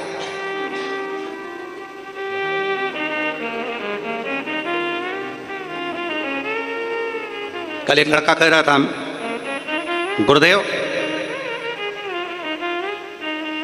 कोई मेरे साथ में बुरा करता है तो मेरा बदला लेने का बड़ा मन करता है, ले लूं क्या? तो हमने कहा ले ले, उसमें क्या दिक्कत। पर एक बात सुन, हमने कहा देख, हम बोल जरूर रहे हैं कि ले ले, पर ईमानदारी की बात कहें, बदला लेने से तेरा भला नहीं होने वाला। इतना जरूर है कि बदला लेने की जगह तू खुद बदल जा, तब तेरा भला हो सकता है। बदला ले लूं क्या? बदला लेने में तेरा भला नहीं हो सकता। और हमें मालूम था वो कौन सा बदला लेना जा रहा था, क्योंकि कल वो जब वो आया था तो वो वहां पर आया, मिल रहे थे वहीं पर, तो वहां मिलते मिलते उसके जूते कोई ले गया था। और उसके जूते ले गए तो उसको गुस्सा आ गया, बदला ले लूं क्या? हम जानते थे उसके कोई ले गया तो ये किसी के ले जाएगा, बदला ले लूं क्या? तो हमने कहा ले ले, मना नहीं, पर बदला लेने से अच्छा है कि अपने आप को थोड़ा बदल लिया जाए। चला गया ना, ये समझ अपने ऊपर का कोई बोझ था, चले गया, चले गया, जाने। अब तू बदला ले ले और मालूम पड़े उसका दूसरे के तू ले जाए, फिर वो दूसरा ढूंढे, फिर वो तीसरे के ले जाए, फिर तीसरा। कहाँ बदला लेना? नहीं, बदलो अपने आप को, बदलो। जब अपने आप को हम बदल लेंगे तो बदला लेने की जरूरत नहीं पड़ेगी। अपने विचारों को बदलो, अच्छा है ले जा, मेरे 500 के जूते लेकर चले गया, 1000 रुपए के जूते लेकर चले गया, ले जा। ना जाने मेरा कौन सा एक काल आने वाला था, वो काल तू ले गया, ले जा। अपने आप को बदल, अपने भीतर को बदल। चंद्रदेव को काया का रोग हुआ, शिव आराधना करी, काया के रोग से चंद्रदेव मुक्त होते हैं। आगे समय आता है और उसमें सुंदर प्रसंग का वर्णन करते हुए श्री मल्लिकार्जुन भगवान का वर्णन करते हुए भगवान शिव सोमेश्वर सोमनाथ बनकर विराजित हुए। भगवान सदानंद कार्तिकेय भगवान से रुष्ट होकर जब गए हैं तो शंकर पार्वती जी ने उनको जाकर मनाया, तो मल्लिकार्जुन के रूप में विराजमान हुए। फिर वर्णन आया है श्री महाकाल का। महाकालेश्वर भगवान दूषण नाम के राक्षस का संहार करने के लिए भगवान काल अधिपति महाकाल बनकर विराजमान हुए। महाकाल। अगला वर्णन है ओंकारेश्वर का। बिंद नामक पर्वत के तप करने पर भगवान ओंकारनाथ विराजमान हुए। फिर वर्णन आया है श्री केदारनाथ जी का। नर नारायण ने तप कर कर भगवान शिव को विराजमान किया। अगला वर्णन आया है श्री भीमा शंकर का। कुंभकर्ण के पुत्र भीम का भगवान ने संहार किया, भीमा शंकर के रूप में विराजित हुए। अगला वर्णन आया है काशी विश्वनाथ मनु शत्रुपा ने तप कर कर भगवान शिव को विराजमान किया। फिर वर्णन है त्र्यंबकेश्वर का। गौतम बाबा पर गौ हत्या का दोष लगा और गौ हत्या के दोष से मुक्त होने के लिए बाबा ने माहिल्या के साथ मिलकर भगवान शिव की आराधना करी। ब्रह्मा विष्णु महेश तीनों विराजमान होते हैं, त्र्यंबकेश्वर बाबा के रूप में विराजित हुए। अगला वर्णन है श्री वैद्यनाथ जी का। रावण शिव जी को ले जा नहीं पाए, भूमि पर ही विराजमान हो गए, भगवान शंकर वैद्यनाथ के रूप में विराजित होते। अगला वर्णन श्री नागेश्वर का। दारुक नाम के राक्षस का संहार करने के लिए भगवान शिव विराजमान हुए नागेश्वर के रूप में। रामेश्वर, राम जी महाराज ने शिव जी के शिवलिंग की पूजन कर कर लंका पर चढ़ाई करी, रामेश्वर के रूप में विराजमान हुए। फिर वर्णन आया है कृष्णेश्वर का। सुधर्म नाम के ब्राह्मण की धर्म पत्नी घूष्मा के बेटे को शंकर जी ने जीवित किया था, इसलिए कृष्णेश्वर महादेव। ये 12 ज्योतिर्लिंग। चंचुला देवी का पति बिंदुक प्रेत योनि से मुक्त हुआ, सुंदर रूप धरकर भगवान शंकर की शरणागति में आया। भगवान शंकर की शरणागति में आकर निवेदन किया, ये आपकी कथा से आज मुझे वापिस अपना अच्छा रूप मिला है। कथा से आपने कहा, मैंने श्रवण किया। तुम रुका जी, भगवान तुम रुका जी कथा कर रहे थे शंकर जी के सामने, ईसार जी और गोरा जी के सामने। ईसर जी और गोरा जी के सामने चंचुला बिंदु भगवान शिव के धाम चले गए, शंकर के धाम।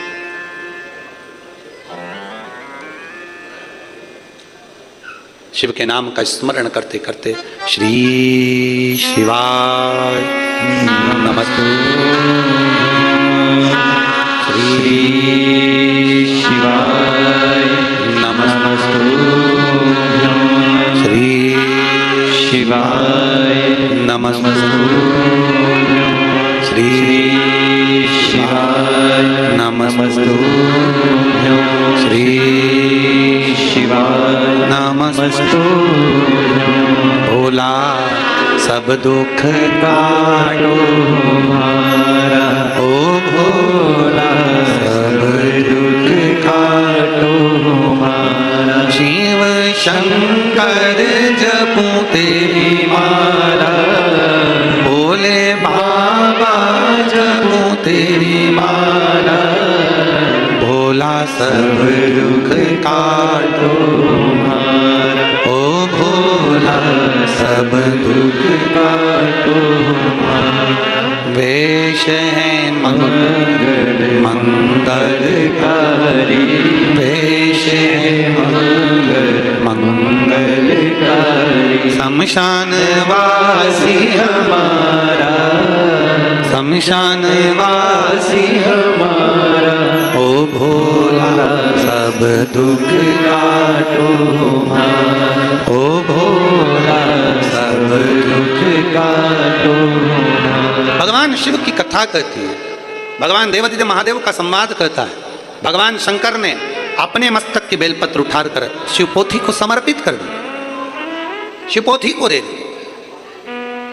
कभी बन सके अपनी जिंदगी में शिव महापुराण की कथा को जितने लोग आस्था चैनल पर सुन रहे हैं, फेसबुक यूट्यूब पर सुन रहे हैं, और जितने श्रोता भाई बहन इस हॉल के अंदर बैठकर कथा को श्रवण कर रहे हैं, बाबा से प्रार्थना करना, बाबा आप हमारी झोली खुशियों से ऐसी भरना कि जब हमारे क्षेत्र में शिव महापुराण की कथा हो तो एक बेलपत्री के बराबर हम भी सहयोग प्रदान कर सकें। ऐसी कृपा करना कि हम भी जिंदगी में एक बार शिव महापुराण की कथा के यजमान बन सकें। ऐसी कृपा करना कि हम भी अपनी जिंदगी में एक बार कथा करवा सकें। ऐसी करुणा आप करिए। तेरा नाम कुबेरेश्वर महादेव है, तो कुबेर को भी, एक चोर को कुबेर बना सकता है तो दुनिया का भंडार तू भर सकता है। तेरा नाम त्र्यंबक है, दुनिया के रोग को तू मिटा सकता है। तेरा नाम सोमेश्वर है, सारी दुनिया के लोगों की काया तू ठीक कर सकता है। तेरा नाम केदारेश्वर है, दुनिया के लोगों को ऊंचाई तक पहुंचाने का कार्य तेरा है। संपूर्ण जगत का कल्याण तू कर सकता है।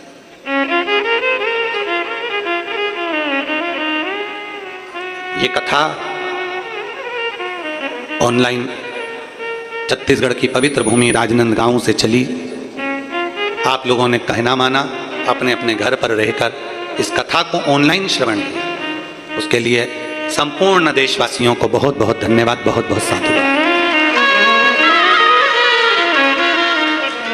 बहुत शिव भक्त, कई शिव भक्तों के मन में यह भी आया होगा कि हमें कथा सावन के महीने की पंडाल में नहीं मिली। कोई बात नहीं, अभी नया रायपुर में होगी, तब 5 दिन आप बाबा के सावन महीने की कथा सुनो, मना नहीं।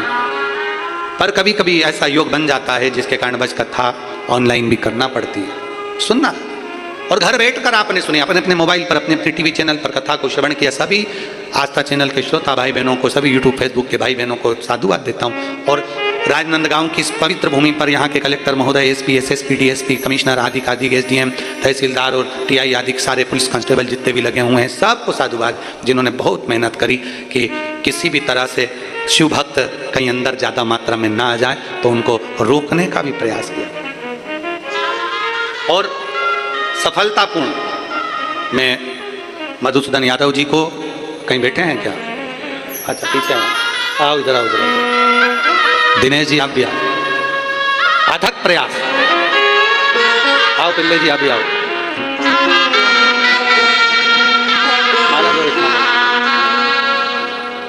मधुसूदन यादव जी ने, जब दिनेश जी कावड़ लेकर पहुंचे थे भिलाई, तो बहुत बहुत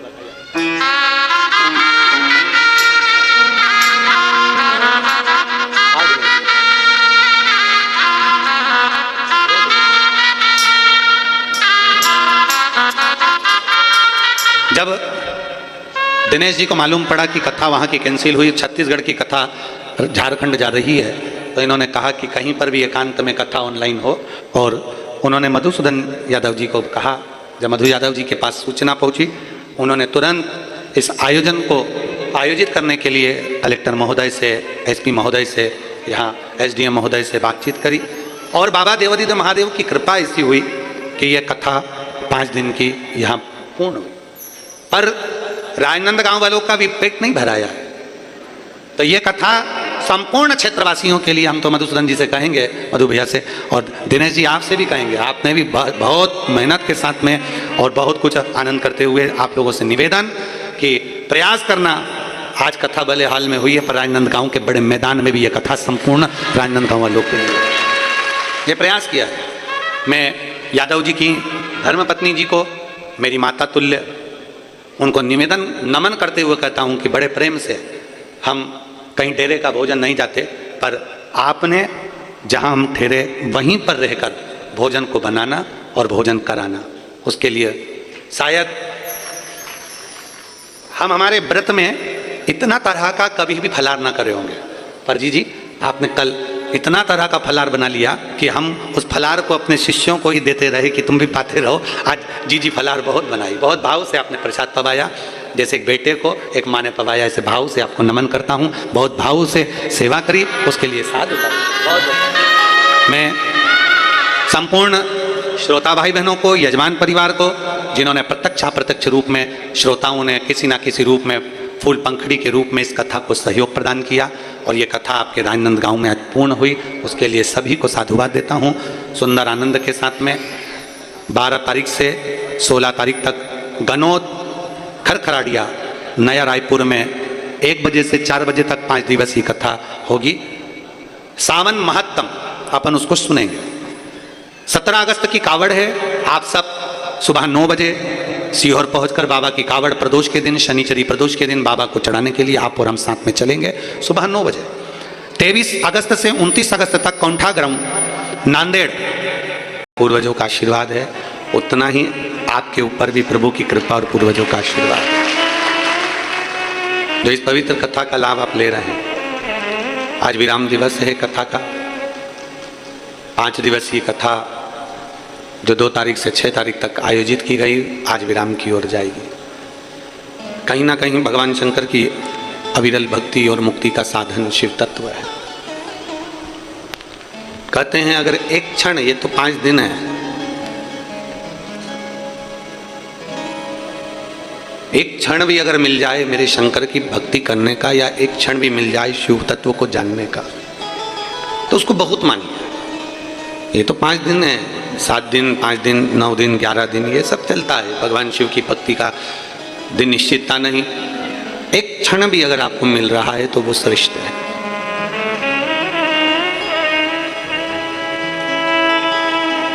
कहते हैं कभी कभी आप जिस कंपनी में काम करते हैं, आप जिस एजेंसी को लेते हैं, जिस कंपनी में काम करते हैं, या जिस कार्य को अच्छी लगनता से करते हैं, तो एजेंसी वाले, कंपनी वाले आपको कहीं घूमने के लिए भेजते हैं। पता है आप लोगों को? और बोलो तो जम के, पता है ना?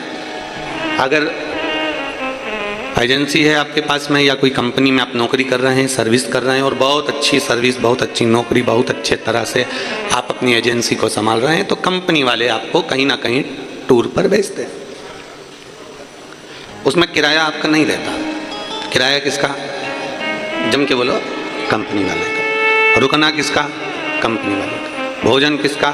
कंपनी वाले का। सब कुछ कंपनी वाले का रहता है। आपको तो केवल एंजॉय करो, आनंद करो, और घूम फिर कर वापिस अपने घर पर आ जाओ।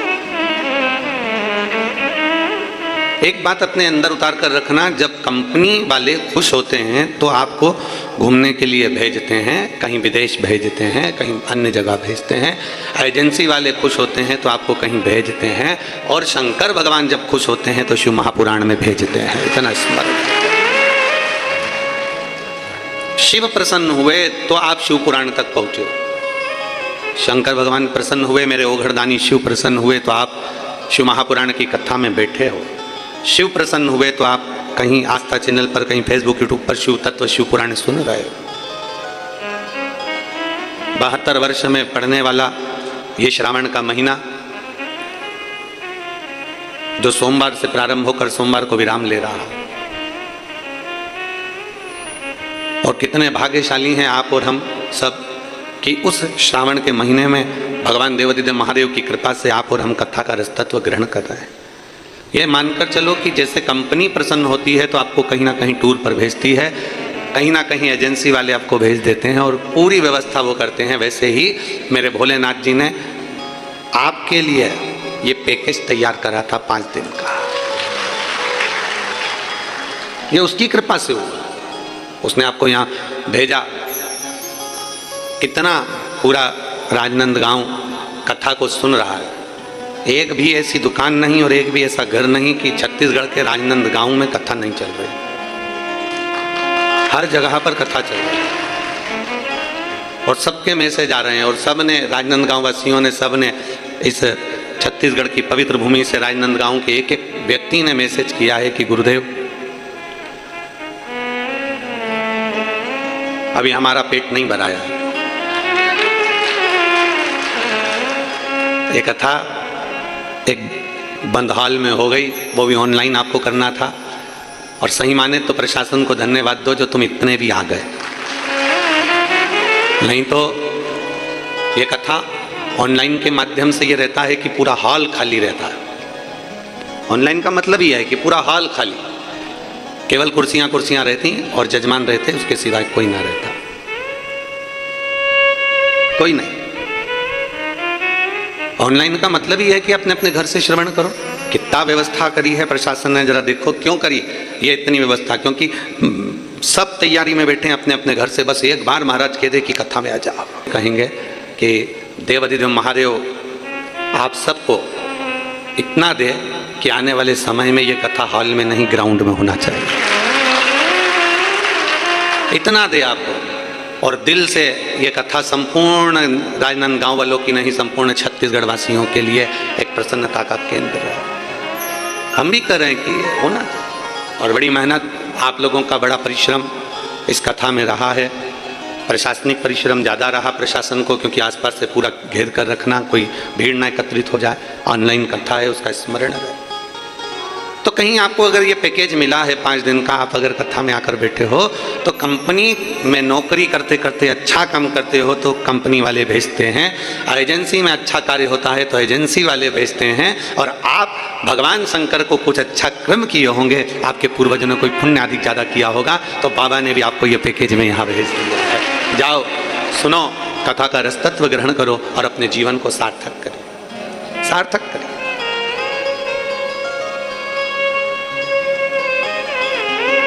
तेल कंपनी वाले, जब तेल कहां से निकलता है? पृथ्वी से। और तेल निकला पृथ्वी से, और उस पृथ्वी से निकले हुए तेल को फिर रिफाइनरी में भेजा जाता है, और रिफाइनरी में जब वो तेल तैयार होता है, रिफाइनरी में जब वो तेल क्लीन होता है, साफ होता है, तो 100 लीटर अगर तेल भेजा गया है तो उसमें से 90 लीटर बचता है। 10 लीटर रिफाइनरी में वो तेल बेकार कचरे में चला जाता है, डस्टबिन में चला जाता है। 100 लीटर तेल में से, जो जमीन में से तेल निकला, जो पृथ्वी में से तेल निकला, उस तेल को 100 लीटर तेल को भेजा जाता है रिफाइनरी में। रिफाइनरी में क्लीन होने के बाद वो तेल 90 बचता है, 10 खत्म हो जाता है, 10 समाप्त हो जाता है, क्योंकि 10 लीटर उसमें से कचरा निकल जाता है, केवल 90 लीटर बचकर मार्केट में आता है। उसी तरह जैसे पृथ्वी में से तेल निकला, उसको रिफाइनरी में भेजा, रिफाइनरी में भेजकर 10 हट गए, तब केवल 90 बचे, 90 लीटर तेल बचा। उसी तरह हम भी जैसे पृथ्वी से तेल निकलता है, हम भी अपनी माता के गर्भ से निकलते हैं और शिव महापुराण की रिफाइनरी में जाकर क्लीन होने का प्रयास करते हैं।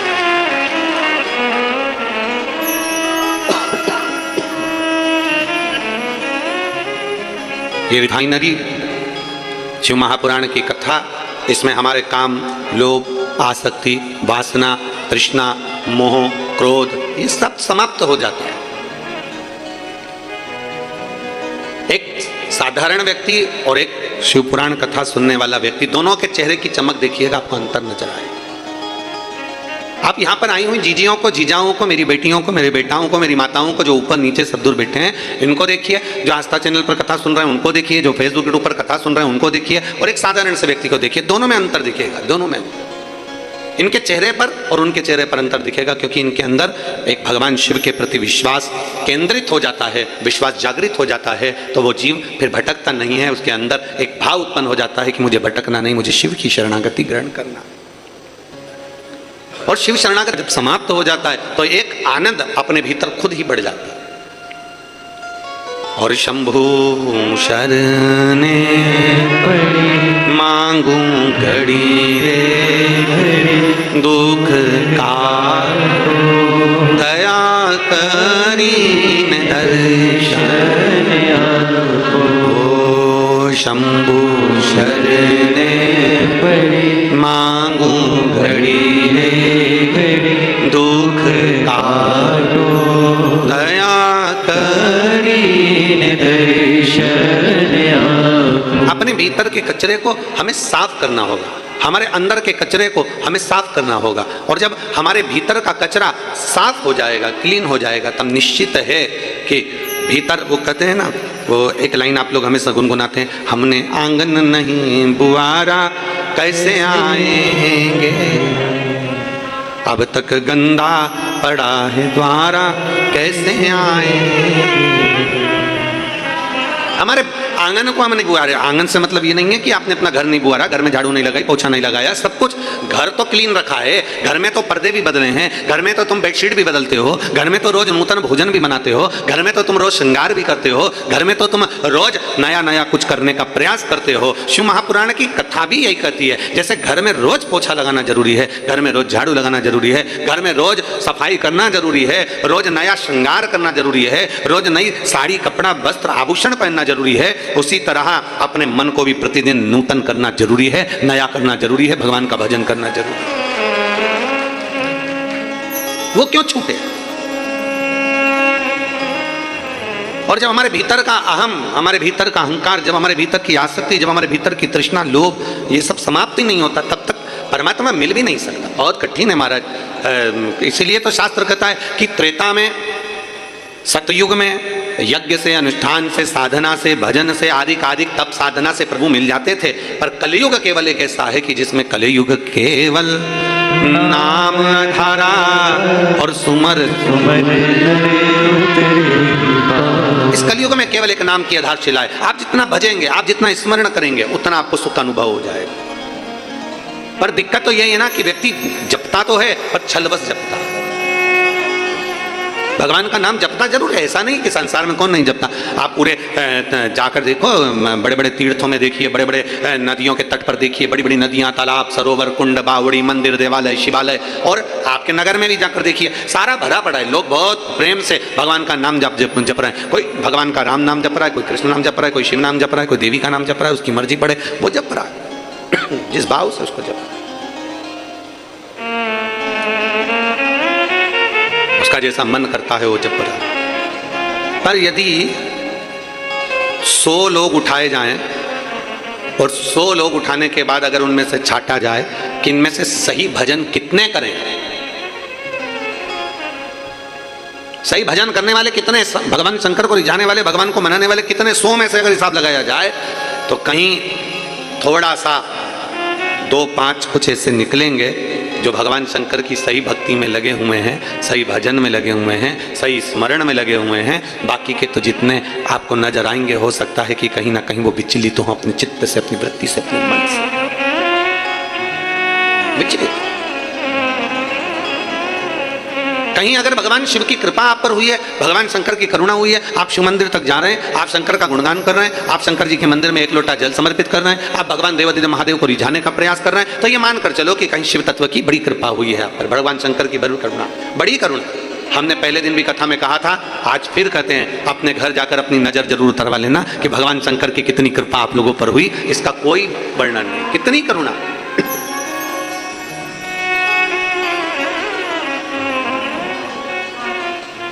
और मैंने तेरे ही भरोसे बाबा तेरे ही भरोसे हवा बिच उड़ती जागी बाबा डोर तुम छड़ना में कटी जागी भोले मैं तेरी पतंग शंभु में मैं तेरी पतंग। हम शिव की शरणागति कितनी ग्रहण करें। तारकासुर असुर हुआ, जिस तारकासुर ने भगवान ब्रह्मा जी से वर मांगा था कि अगर मैं मरूं तो शंकर जी के बेटे के द्वारा मरूं, शिव के पुत्र के द्वारा। मांगने वाला भी अगर मांग रहा है तो वो भी असुर, राक्षस, और असुर भी मांग रहा है तो क्या मांग रहा है कि शंकर के पुत्र के द्वारा मरूं। इंद्र ने तारकासुर से जाकर पूछा था यह प्रश्न कि तूने ऐसा वर क्यों मांगा, तूने ये वर क्यों मांगा। मतलब शंकर भगवान समाधि में लीन है और वो उनकी शादी नहीं होगी इसलिए तू मरेगा नहीं, तूने इसलिए मांगा। शंकर भगवान विवाह नहीं करेंगे और उनका औलाद नहीं होगी, तूने इसलिए मांगा। तारकासुर कहता है इंद्र तू मुझे समझ नहीं पाएगा, तू मुझे जान नहीं पाएगा। इंद्र के मन में संशय रह गया, वो संशय लेकर इंद्र ब्रह्मा जी के पास चले गए और ब्रह्मदेव से फिर उन्होंने अपना संशय इंद्र ने कहा कि तारकासुर मांग रहा है कि मैं शंकर भगवान के पुत्र के द्वारा मरूं।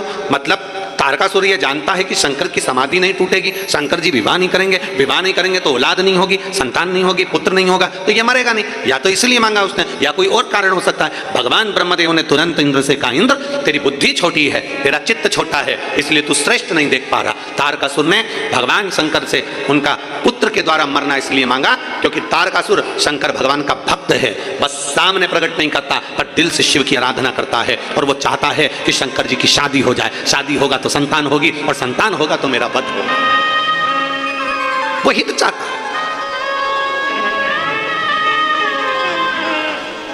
अब दुनिया के लोग उसको आहित समझे। आपसे पूछें, बच्चा बहुत छोटा सा रहता है, बहुत छोटा सा, जन्म लिया बच्चे को 2 दिन में, 5 दिन में, 7 दिन में, 3 महीने में, 1.5 महीने में, 1 महीने में, 15 दिन में, 20 दिन में उसको इंजेक्शन लगता है, उसको टीका लगता है। आप सब माँ बैठी हो, आप सब मेरी जीजियां बैठी हैं, सब माताएं बैठी हुई हैं और सारी आस्था चैनल पर मेरी जितनी जीजियां कथा श्रवण कर रही हैं, जितनी मेरी माताएं कथा श्रवण कर रही हैं, वो जानती हैं गोदी में छोटा सा बच्चा है, अभी जन्मला, अभी जन्मा, दुबला पतला छोटा सा, हड्डी हड्डी शरीर में उसके छोटा सा, बहुत छोटा। अब जन्म लिया बच्चे में कितना प्राण होगा। पर आपसे पूछे मेरी जीजियों से कि आपको मालूम है कितना कष्ट से हुआ है, कितने साल के बाद हुआ है, कितनी मुश्किल से हुआ है। इतना छोटा सा तो बालक है, छोटा सा बच्चा है, छोटी सी बेटी, छोटा सा बेटा है, छोटा सा बाबू है। इसको अब डॉक्टर ने कहा इसको इंजेक्शन लगेगा, टीका लगेगा, फिर भी माँ अपने हृदय पर पत्थर रखती है और अपने बच्चे को लेकर हॉस्पिटल में टीका लगवाने जाती है। गई कि नहीं गई? बोलो बोलो, जम के बोलो। गई। क्यों गई? काय के लिए गई? जब उसका इतना चाहने वाला पुत्र, और उसको मालूम है रोएगा ये कम से कम अभी 4 दिन 5 दिन रात को भी नहीं सोएगा, रोता रहेगा रोता रहेगा रोता रहेगा। उसको मालूम है बुखार भी आएगा, उसको मालूम है इसको बुखार जरूर आएगा। माँ को मालूम है इसकी तबीयत खराब होगी, पड़ा रहेगा सुस्त होकर, रोता रहेगा, दूध भी नहीं पिएगा, माँ को सब मालूम। पर माँ फिर भी उसको इंजेक्शन लगवा रही है, उसको टीका लगवा रही है, क्योंकि उसको मालूम है कि आज अगर मैंने लाड़ प्यार में इसको टीका नहीं लगवाया तो इस बच्चे की पूरी जिंदगी खराब हो जाएगी। इसको कहीं मालूम पड़े कि कोई शरीर का रोग ना हो जाए, कहीं शरीर का रोग, इसका कोई हाथ पैर शरीर कोई ऐसा बेकार ना हो जाए, तो माँ उसको अपने हृदय पर पत्थर रखकर उसको टीका लगवा दे। कल बिगड़ जाएगा, इसलिए आज अगर मैंने जल चढ़ा लिया तो मेरा कल भी सुधर जाएगा, ये निश्चित करें, कल सुधरेगा मेरा। एक माँ ने खत लिखा है,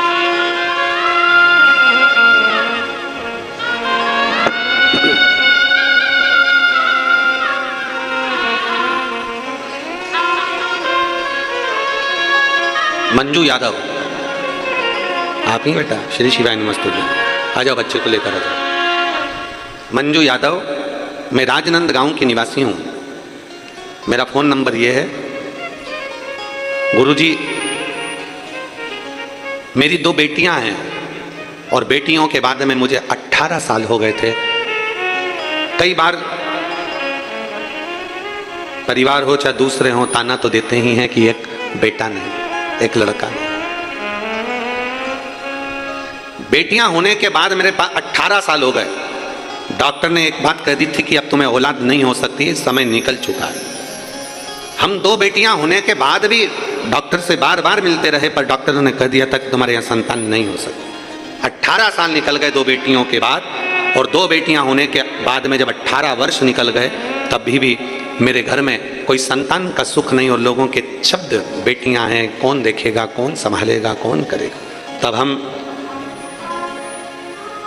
बाबा की कृपा से गुरुदेव सावन की शिवरात्रि के समय पर हम 2022 में सीहोर पहुंच गए और बाबा को हमने वहां कावड़ चढ़ाई। कावड़ चढ़ाकर बाबा से विनय करा, कंकर शंकर पूजन करा, और वहां से आने के बाद में हम भगवान शंकर को 1 लोटा जल चढ़ाना प्रारंभ कर दिया। बाबा के रुद्राक्ष का जल पीते, शिव जी को जल चढ़ाते, सफेद आंकड़े की जड़ का प्रयोग करते। कहीं ना कहीं रजो धर्म ना होने के कारणवश भी संतान नहीं हो पाती, पर शिव तो शिव है, उसके आगे सब छोटा है। गुरुदेव बाबा का मैं क्या गुणगान करूं गुरुदेव। 18 वर्ष के बाद भी मेरे बाबा ने मेरी झोली भर दी, और 28 मई 2023 को मेरे घर में पुत्र रत्न की प्राप्ति हुई। मैं बाबा को धन्यवाद देता हूं। एक शिव की आराधना का फल क्या है? आ जाओ बेटा।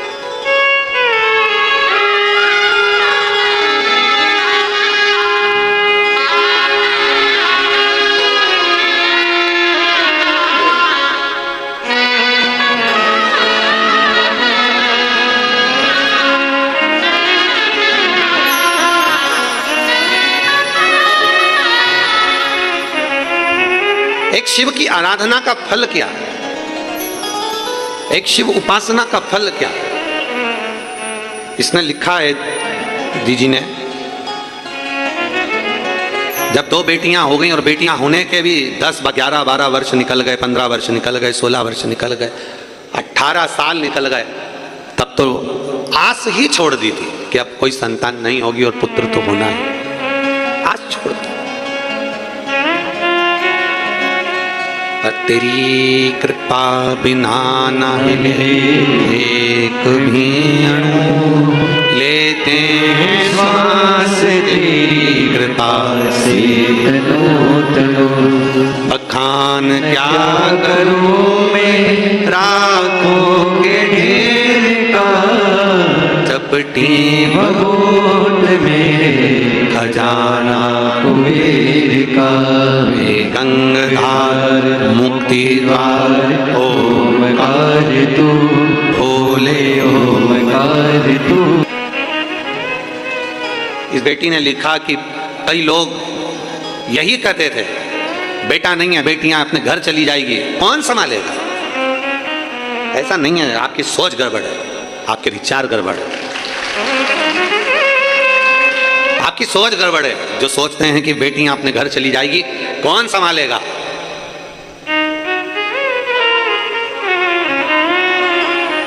जिसका कोई नहीं उसका तो शिव है यारो, क्यों विचार करें। शंकर की आपको स्मरण में होगा भगवान कृष्ण की कथा का, कि भगवान कृष्ण की नानी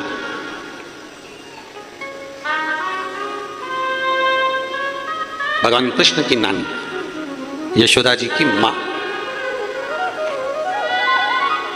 जिनका नाम था पाटला देवी। क्या नाम था? पाटला देवी। यशोदा जी की जितनी बहन थी सबके घर में औलाद थी, बस यशोदा जी की यहाँ नहीं थी।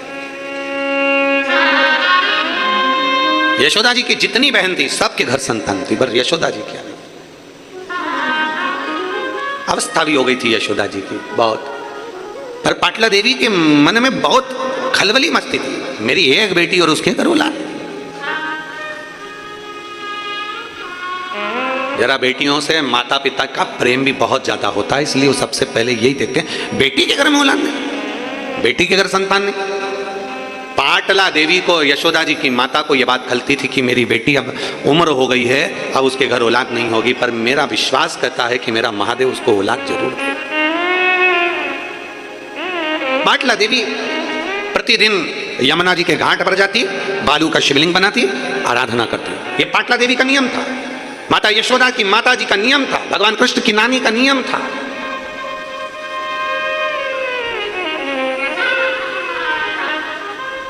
यमुना जी के घाट पर जाती और बनाती शिवलिंग, पार्थिव शिवलिंग का पूजन करती, आराधना करती, चाकरी करती। एक दिन पाटला ने पार्थिव शिवलिंग को बना तो लिया पर विसर्जन ही नहीं करा। ले, शंकर जी को विसर्जन नहीं करा।